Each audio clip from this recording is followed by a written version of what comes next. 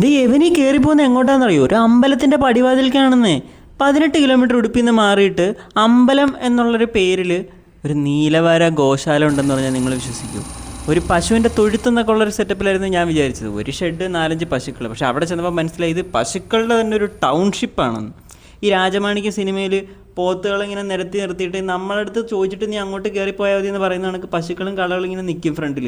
നമ്മളടുത്ത് ചോദിച്ചിട്ട് അകത്തോട്ട് കയറിയാൽ മതിയെന്ന്. അത് കഴിഞ്ഞ് കുറച്ചങ്ങോട്ട് ഉള്ളിലോട്ട് കയറി പോകുമ്പോഴത്തേക്ക് നമ്മളെ കേരളത്തിലെ നാലുകെട്ടൊക്കെ പോലത്തെ ഒരു സ്ഥലം, കുളം, ആർക്കിടെക്ചർ, നിങ്ങൾക്ക് ഫോട്ടോ എടുത്ത് തകർക്കാനുള്ളൊരു ആംബിയൻസും അതിൻ്റെ ഒരു എസ്തെറ്റിക് ഭംഗിയും എല്ലാം കൊണ്ടും അടിപൊളി.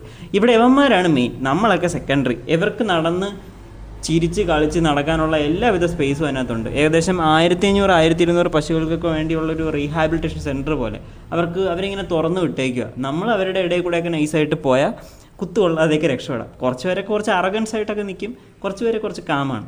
നമ്മളിവിടേക്ക് കയറി വരുമ്പോൾ തന്നെ അവർക്ക് ഫുഡ് കൊണ്ടുവരുമെന്ന് വിചാരിച്ച് അവർ നമ്മളടുത്ത് ഓടി വരുന്നത് ഇതേപോലെയൊക്കെ, എടാ ഫോട്ടോ എടുക്കാതെ ഫുഡ് താടാ എന്ന് പറഞ്ഞിട്ട്. പക്ഷേ ഇത് അവർക്കൊരു ഗ്രീൻ ക്യാമ്പസ് പോലെ, അവർക്ക് കളിക്കാനും ചിരിക്കാനും ഒക്കെ ഉള്ളൊരു സ്ഥലം.